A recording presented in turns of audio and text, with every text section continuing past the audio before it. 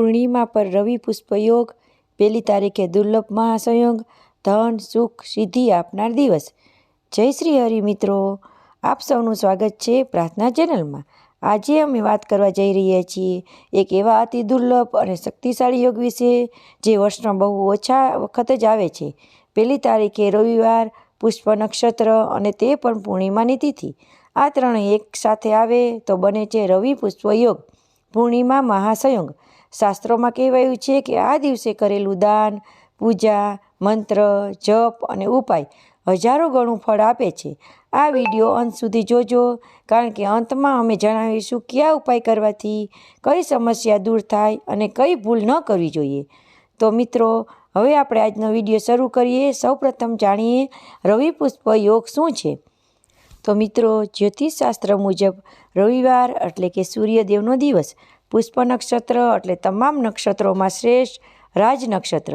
જ્યારે રવિવાર અને પુષ્પ નક્ષત્ર એકસાથે હોય તેને કહે છે રવિ પુષ્પ યોગ। શાસ્ત્રોમાં પુષ્પ નક્ષત્રને સર્વ કાર્ય સિદ્ધિકારક કહેવામાં આવ્યું છે।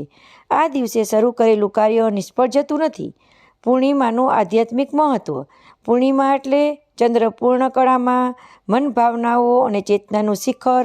પૂર્ણિમાને દિવસે દાન, જપ, ઉપવાસ, સત્યનારાયણનું વ્રત, પિતૃતર્પણ વિશેષ ફળ આપે છે। પૂર્ણિમા મનને શુદ્ધ કરે છે અને કર્મોના બંધન હળવા કરે છે।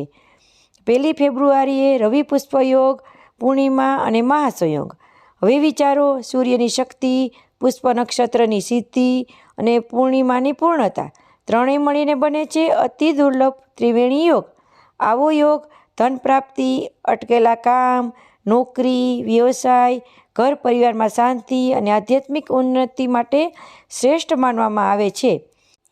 હવે આપણે જાણીએ પુષ્પ નક્ષત્રમાં કરવાના આવતા વિશેષ ઉપાયો।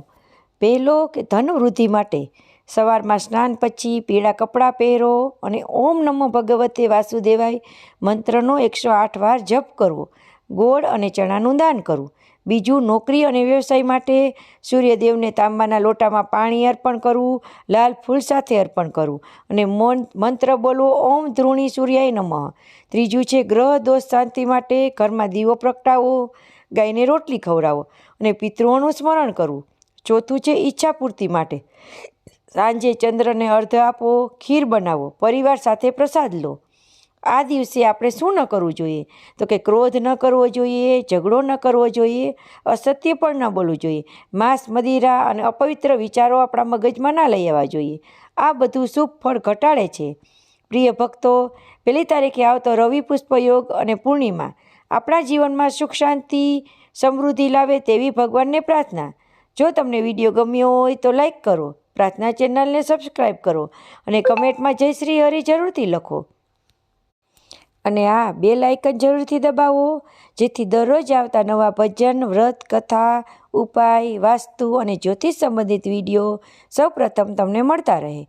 આ વિડીયો તમારા પરિવારજનો અને મિત્રો અને સનાતન ધર્મના શ્રદ્ધા ધરાવતા સૌ સાથે શેર કરો, જેથી આ દિવ્ય જ્ઞાન વધુ લોકો સુધી પહોંચી શકે। તમને કોઈ પ્રશ્ન હોય, કોઈ વિષય પર વિડીયો જોવો હોય અથવા તમારી ભાવના વ્યક્ત કરવી હોય તો કમેન્ટ કરીને જરૂર જણાવો। તમારા દરેક કમેન્ટ અમારા માટે પ્રેરણા છે।